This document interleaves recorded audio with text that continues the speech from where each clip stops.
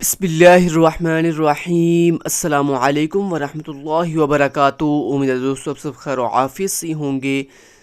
आज के अपने इस वीडियो के अंदर हम CS101 के 5 मॉड्यूल कवर करेंगे। मॉड्यूल नंबर 76 से लेकर मॉड्यूल नंबर 80 तक। 5 मॉड्यूल में जो इम्पोर्टेंट थिंग्स होंगी वो मैं आपको कंप्लीट उनके बारे में गाइड करूँगा। सो दोस्तों सबसे पहले स्टार्ट करते हैं मॉड्यूल नंबर 76 को, जिसमें सिर्फ 2 डेफिनेशन हैं इंपॉर्टेंट। एक है क्लाइंट साइड और दूसरी है सर्वर साइड। अब यहाँ पे नीचे मैंने हाईलाइट किया हुआ है, तो यहाँ पे दोस्तों लिखा हुआ है such activities are called client side activities if they are performed by a client such as browser. मतलब दोस्तों ऐसी एक्टिविटीज़ जो क्लाइंट अपनी साइड पर अपने लैपटॉप या फिर अपनी लोकल मशीन पर परफॉर्म करता है ब्राउज़र के थ्रू, ऐसी एक्टिविटीज़ को हम क्लाइंट साइड एक्टिविटी कहते हैं। जैसे लाइक मैं कोई एक्टिविटी परफॉर्म करता हूँ तो मैं क्या हूँ, मैं एक क्लाइंट हूँ, क्योंकि मैं एक नॉर्मल यूज़र हूँ, क्योंकि मेरा ये जो सिस्टम है यहाँ पे डाटा परमानेंट स्टोर नहीं हो रहा। तो यहाँ पे मैं जस्ट क्या कर रहा हूँ, ब्राउजिंग कर रहा हूँ, मैं कोई चीज़ जो है वो सुन रहा हूँ, कोई चीज़ देख रहा हूँ। तो ये क्या है, ये मैं बेसिकली अपने लोकल मशीन के ऊपर एक्टिविटीज़ परफॉर्म कर रहा हूँ। तो जो चीज़ लोकल मशीन पर परफॉर्म की जाए या जिसको एक नॉर्मल यूज़र यूज़ कर रहा हो, ऐसी हम एक्टिविटीज़ को क्लाइंट साइड एक्टिविटीज़ कहते हैं। आगे server side activities if they are performed by a server such as a web server.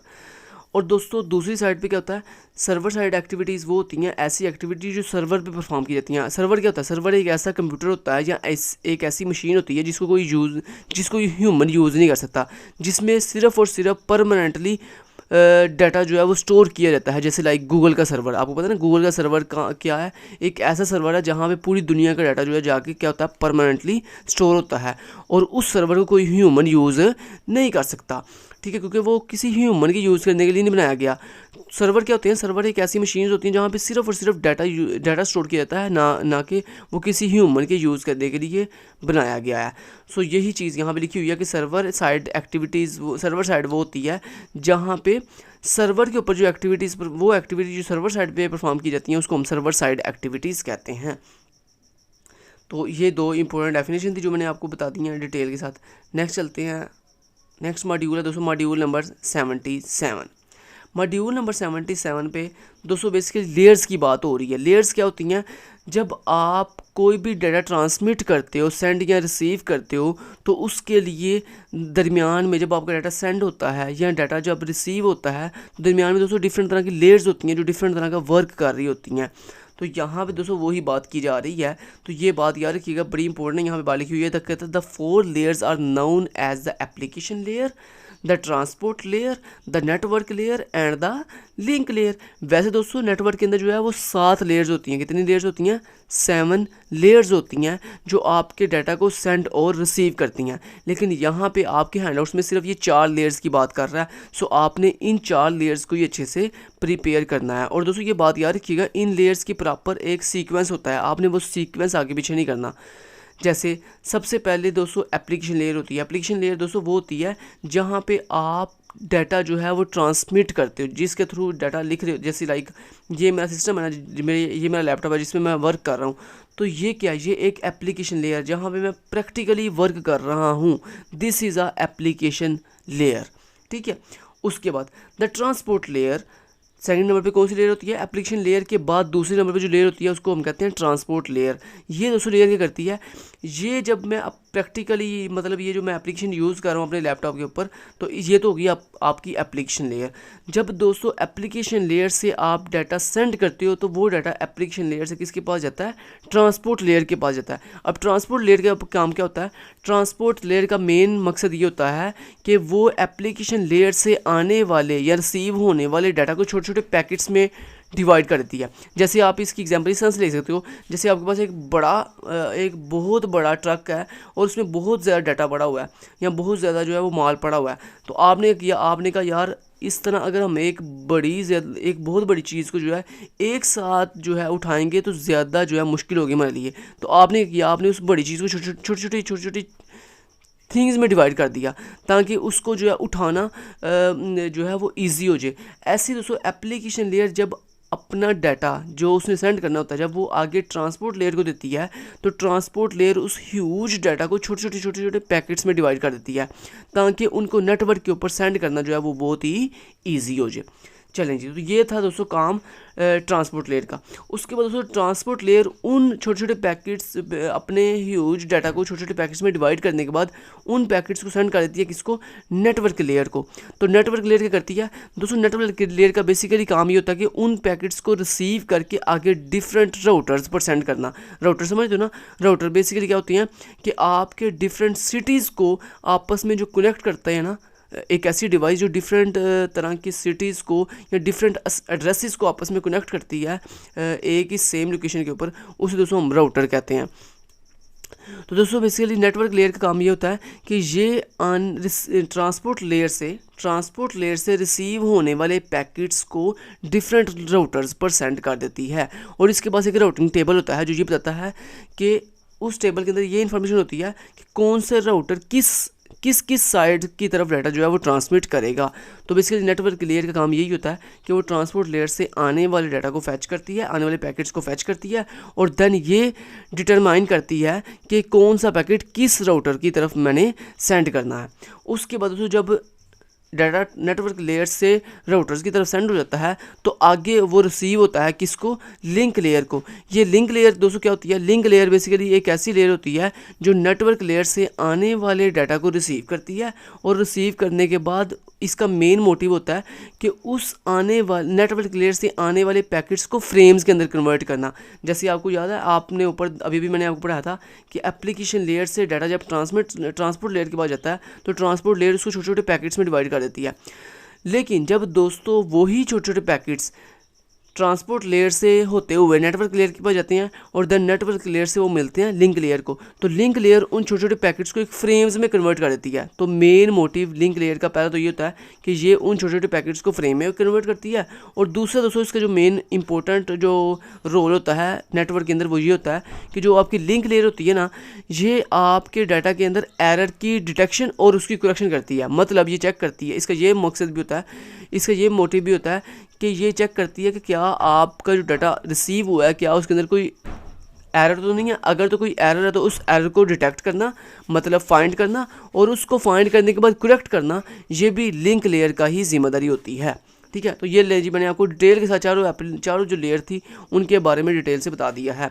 सो आगे दोस्तों अब उसकी डिटेल लिखी हुई है, कहता है a message typically origins in the application layer. यानी वही बात जो मैंने आपको बताई है कि जो चीज़ हम प्रैक्टिकली परफॉर्म कर रहे होते हैं वो कौन सी लेयर होती है, एप्लीकेशन लेयर होती है। तो यही वो कह रहा है कि जहाँ पे आप अपना मैसेज लिख रहे होते हो, टाइप कर रहे होते हो अपनी मशीन के ऊपर, लोकल सिस्टम के ऊपर, वो जो लेयर होती है उसको हम एप्लीकेशन लेयर कहते हैं। आगे from there it is passed down through the transport and network layer. आगे वो कह रहा है जो आपने प्रैक्टिकली मैसेज एप्लीकेशन लेयर में टाइप किया है वो मैसेज आगे से ट्रांसफ़र हो जाता है ट्रांसपोर्ट लेयर को और आगे फर्दर नेटवर्क लेयर को, and it is prepared for transmission. और देन वो मैसेज जो है वो तैयार हो जाता है, रेडी हो जाता है किसके लिए, ट्रांसमिशन के लिए, यानी सेंडिंग होने के लिए। And finally it is transmitted by the link layer, और देन वो प्रॉपरली फाइनली जो है ट्रांसमिट किया जाता है किसको, लिंक लेयर को।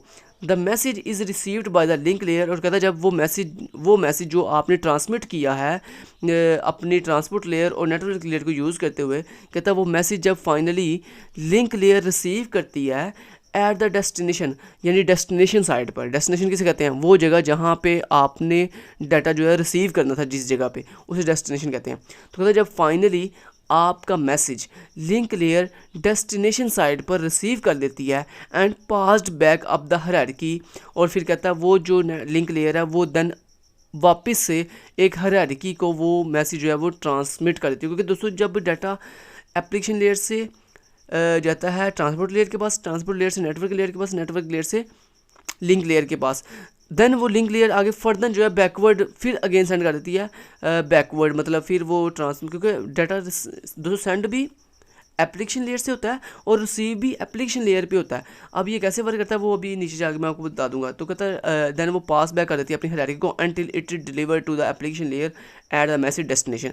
मतलब कहता है जब जो आपकी लिंक लेयर होती है वो आपके डाटा को रिसीव करने के बाद वापस backward same as it is उसी हायरार्की के अंदर सेंड करती है वापस डाटा जिस हायरार्की के अंदर उसे रिसीव हुआ था, और फाइनली वो डाटा किसको मिल जाता है, एप्लीकेशन लेयर को मिल जाता है। अब ये दोस्तों सीक्वेंस है, ये सीक्वेंस आपने याद रखना है कि जब डाटा सेंड होता है दोस्तों कैसे सेंड होता है, पहले एप्लीकेशन लेयर से जाता है ट्रांसपोर्ट लेयर के पास, ट्रांसपोर्ट लेयर से जाता है नेटवर्क लेयर के पास, नेटवर्क लेयर से जाता है वो लिंक लेयर के पास। लेकिन जब डाटा रिसीव होता है ना तो ये उल्टा काम करता है। मतलब वो डाटा रिसीव के दौरान सबसे पहले होता है लिंक लेयर के पास, लिंक लेयर से जाता है वो बैकवर्ड नेटवर्क लेयर के पास। ये रिसीविंग की बात कर रहा हूँ, मतलब जब आपने सेंडिंग की है तब कैसे डाटा सेंड होता है, एप्लीकेशन लेयर से ट्रांसपोर्ट लेयर के पास, ट्रांसपोर्ट से नेटवर्क लेयर के पास और देन लिंक लेयर के पास। लेकिन जब डाटा रिसीव होता है ना तो देन ये उल्टा वर्क करता है। मतलब लिंक लेयर से पहले डाटा जाता है नेटवर्क लेयर के पास, नेटवर्क लेयर से बैकवर्ड जाता है ट्रांसपोर्ट लेयर के पास, और फिर देन ट्रांसपोर्ट लेयर से डाटा जाके रिसीव होता है एप्लीकेशन लेयर के पास। तो ये दोस्तों सेंडिंग का अमल, मतलब ऊपर से नीचे की तरफ, और जब रिसीविंग होती है तो ये नीचे से ऊपर की तरफ जो है डाटा जो है वो ट्रांसमिट हो रहा होता है। अब इन चारों लेयर्स का सीक्वेंस आपको मैंने बता दिया, इनकी वर्किंग भी चारों को बता दी है। इनका काम क्या था, एप्लीकेशन लेयर वो लेयर जहाँ पे डाटा प्रैक्टिकली जो है वो हम परफॉर्म कर रहे होते हैं। ट्रांसपोर्ट लेयर ऐसी लेयर जो हमारे डाटा को एप्लीकेशन लेयर से रिसीव करने के बाद उसको छोटे छोटे पैकेट्स में डिवाइड करती है। नेटवर्क लेयर एक ऐसी लेयर जो ट्रांसपोर्ट लेयर से आने वाले पैकेट्स की लोकेशन फाइंड करती है कि उन्हें किस राउटर्स पे हमने सेंड करना है। उसके बाद लिंक लेयर ऐसी लेयर जो नेटवर्क लेयर से आने वाले पैकेट्स को रिसीव करती है और देन उसको फ्रेम्स में कन्वर्ट करती है और उसमें एरर की डिटेक्शन और करेक्शन करती है। तो ये दोस्तों डिटेल से मैंने आपको सारी लेयर्स के बारे में बता दिया। नेक्स्ट दोस्तों अगला मॉड्यूल है मॉड्यूल नंबर 78, जिसमें फिर अगेन जो है लेयर्स की बात हो रही है। देखो वो एक हायरार्की में आपको दिखा रहा है। देखो जब डाटा सेंड हुआ तो देखो सबसे पहले एप्लीकेशन लेयर से ट्रांसपोर्ट लेयर के पास गया, वहाँ से नेटवर्क लेयर के पास गया, वहाँ से लिंक लेयर के पास गया, और फिर आगे नेटवर्क से होता हुआ फिर देखिए जब रिसीव होने लगा है फाइनल डेस्टिनेशन पे, देखो फिर उल्टा चल रहा है। देखो लिंक लेयर से गया नेटवर्क लेयर के पास, नेटवर्क से वापस गया ट्रांसपोर्ट लेयर के पास, और ट्रांसपोर्ट से वापस मैसेज जो है रिसीव हो गया एप्लीकेशन लेयर को। और यही मैंने बात ऊपर आपको बताई थी, ठीक है। तो ये सेंडिंग वाला प्रोसेस है और ये रिसीविंग वाला प्रोसेस है, ठीक है जी। चलें जी next the application layer uses the transport layer to send and receive message over the internet in much the same way that you would use a shipping company to send and receive packets।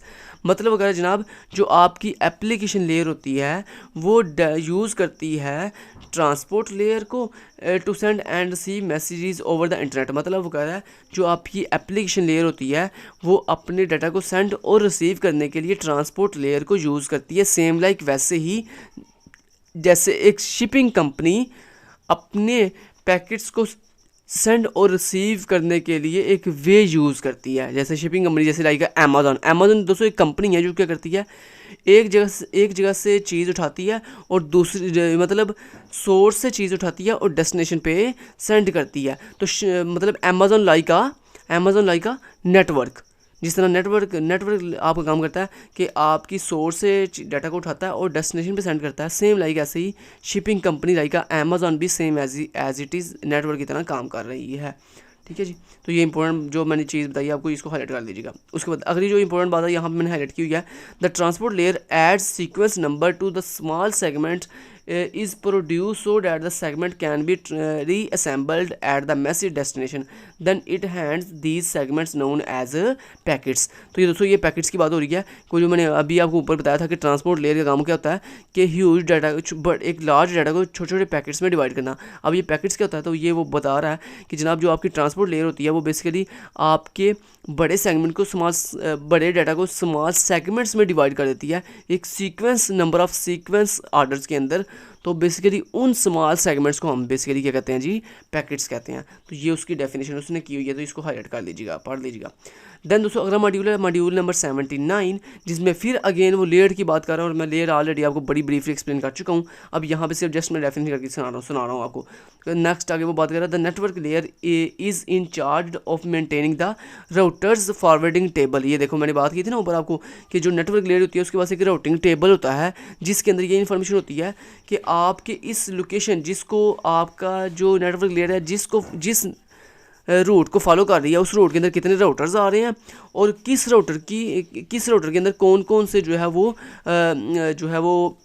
आ रहे हैं, switches आ रहे हैं। आपको पता है ना router से आगे डाटा जो है स्विचेस को सेंड होता है, फिर देन स्विच से आगे आपकी डिवाइस को सेंड होता है, ठीक है जो फाइनल डिवाइस को सेंड होता है। तो दोस्तों नेटवर्क लेयर के पास बेसिकली एक फॉरवर्डिंग राउटर टेबल होता है जिसके अंदर राउटर्स की सारी क्या होती है इन्फॉर्मेशन होती है and uses that table to determine the direction. और देखो मैंने आपको अभी भी बताया कि वो जो राउटर टेबल होता है उसमें बेसिकली क्या इन्फॉर्मेशन होती है the table to determine the direction. मतलब उसमें ये इन्फॉर्मेशन होती है बस मतलब वो उसमें आप ये डिटरमाइन कर रहे होते हो, ये फाइंड कर रहे होते हो कि कौन सा डाटा किस डायरेक्शन की तरफ मैंने सेंड करना है या रिसीव करना है। इन विच टू फॉरवर्ड पैकेट्स, और मतलब अपने पैकेट्स को फॉरवर्ड करने के लिए जो डायरेक्शन होती है उस डायरेक्शन को हम फाइंड कहाँ से करते हैं, अपने उस नेटवर्क लेयर में मौजूद राउटर फॉरवर्डिंग टेबल से। आगे the link layer at the router is in charge of receiving end transmitting the packets. और कहता है लिंक लेयर का काम क्या होता है कि उन पैकेट्स को रिसीव करना और ट्रांसमिट करना। चलें जी, तो ये मेन बात बस यहाँ पे लिखी हुई है। मेन चीज़ें मैंने आपको ऊपर ऑलरेडी बता चुका हूँ, कोई इंपॉर्टेंट बाकी सारी ये इंपॉर्टेंट इतनी इंपॉर्टेंट खास बातें नहीं है, बस जो इंपॉर्टेंट बातें हैं मैंने हाईलाइट की हुई हैं। नेक्स्ट दोस्तों आगे इंपॉर्टेंट डेफिनेशन आ गई है जी पोर्ट नंबर। ये पोर्ट नंबर क्या होता है? पोर्ट नंबर की दोस्तों डेफिनेशन मैंने इंटरनेट से लेकर यहाँ पे देखो रेड कलर के साथ आपको हाईलाइट करके दिखा दी है। तो बेसिकली ये आपकी हैंडआउट्स में नहीं है, मैंने इंटरनेट से ली है, तो आप ये इसको हाईलाइट लिख लीजिए अपने हैंडआउट्स के अंदर। तो कहता है पोर्ट नंबर क्या होता है? पोर्ट नंबर की डेफिनेशन आपने यहाँ से करनी है। A way to identify a specific process to which an internet or other network message is to be forwarded when it arrive at the server.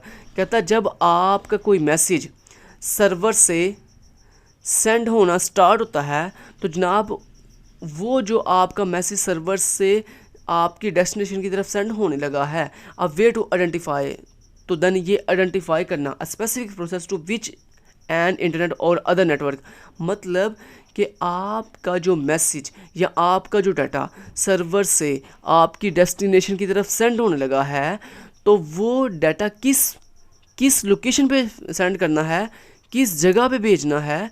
तो बेसिकली उस प्रोसेस को कि मतलब ये वो कौन सी जगह होगी जहाँ पे आपका डाटा जो है वो सेंड होगा, दोस्तों वो जो लोकेशन होती है उसको आइडेंटिफाई करना, उस प्रोसेस को डिटरमाइन करना, बेसिकली उसको हम कहते हैं पोर्ट नंबर। तो पोर्ट नंबर बेसिकली वो स्पेसिफिक जगह होती है, वो स्पेसिफिक डेस्टिनेशन होती है जहाँ पे हमने डाटा जो है वो क्या करना होता है, सेंड करना होता है। ये आप सिंपली इन अदर वर्ड इतना बस याद रख लो कि पोर्ट नंबर बेसिकली हमारे यूज़र की वो स्पेसिफिक लोकेशन होती है जहाँ पे हमने डाटा जो है वो क्लाइंट की स्पेसिफिक लोकेशन होती है जहाँ पे हमने डाटा जो है वो सेंड करना होता है। तो यही वो बात कर रहा है। तो ये डेफिनेशन आपने याद कर लेनी है। अब way to identify a specific process, कि ये एक ऐसा स्पेसिफिक प्रोसेस होता है जिसमें हम आइडेंटिफाई करते हैं किसको, to which an internet or other network message is to be forward, कि हमने अपना जो नेट मैसेज है वो सर्वर से कहाँ पे फॉरवर्ड करना है, कहाँ पे सेंड करना है, उसे दोस्तों हम कहते हैं पोर्ट नंबर।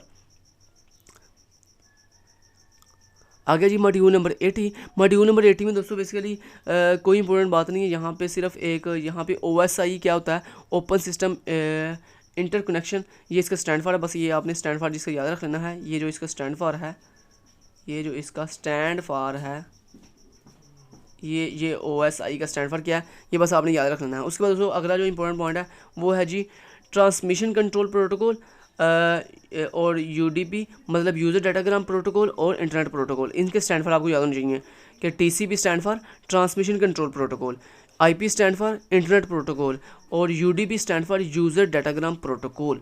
अब दोस्तों मेन जो इस मॉड्यूल में जो मेन डेफिनेशन है वो है जी TCP की और UDP की। अब दोस्तों ये जो TCP है ये भी एक प्रोटोकॉल है जो डाटा को सेंड करने में हमारी हेल्प करता है, और ये UDP है ये भी एक प्रोटोकॉल है जो डाटा को सेंड करने में और रिसीव करने में हमारी हेल्प करता है।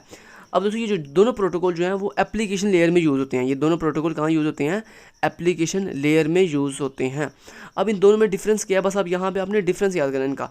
दोस्तों टीसीपी जो है वो basically more reliable but less efficient. मतलब क्या इसका कि जो दोस्तों टीसीपी जो है ये एक ऐसा प्रोटोकॉल है जो जिसके ऊपर ट्रस्ट किया जा सकता है, मतलब जो ज़्यादा सिक्योर होता है, लेकिन ये ज़्यादा एफिशिएंट नहीं होता, मतलब ये ज़्यादा फास्टली वर्क नहीं करता, सुस्त वर्क करता है। लेकिन दूसरी साइड पे जो यूडीपी है मोर एफिशिएंट, मतलब ये बहुत ही फास्टली वर्क करता है, लेकिन बट लेस रिलायबल, मतलब लेकिन इसके ऊपर ट्रस्ट नहीं किया जा सकता, लेकिन क्योंकि ये सिक्योर नहीं होता इतना।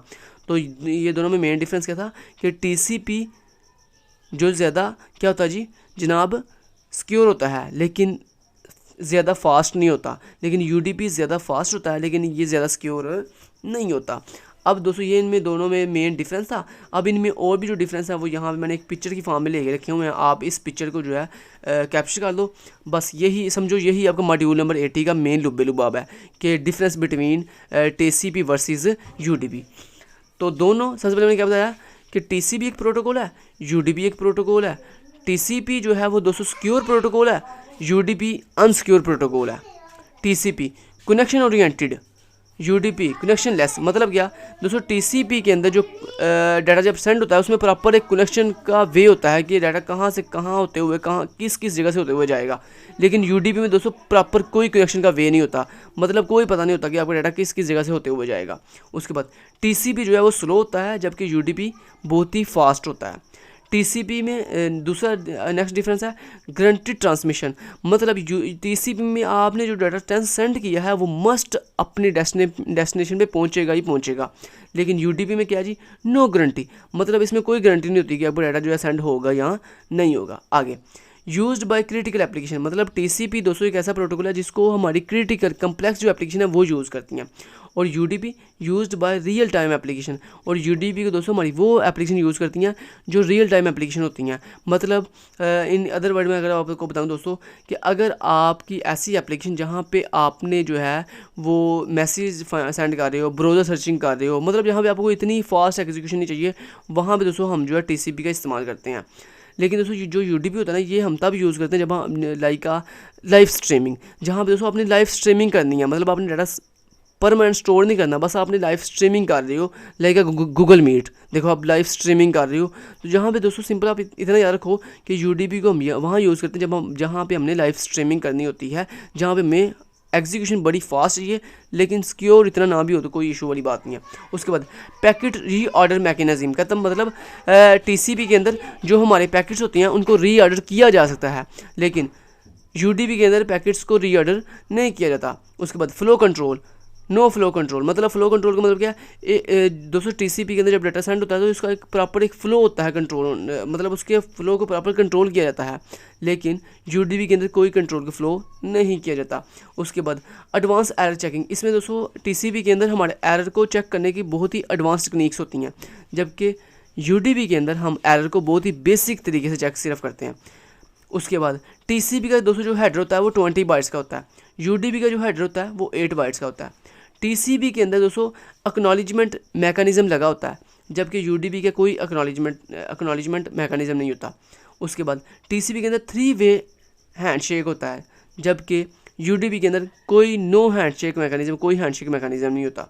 उसके बाद टीसीपी के अंदर हम DNS, HTTPS, FTP, SMTP, ETC वगैरह वगैरह प्रोटोकॉल्स को यूज़ करते हैं, जबकि दोस्तों यूडीपी के अंदर हम DNS, DHCP, TFTP, SNMP, ETC वगैरह वगैरह प्रोटोकॉल्स को यूज़ करते हैं।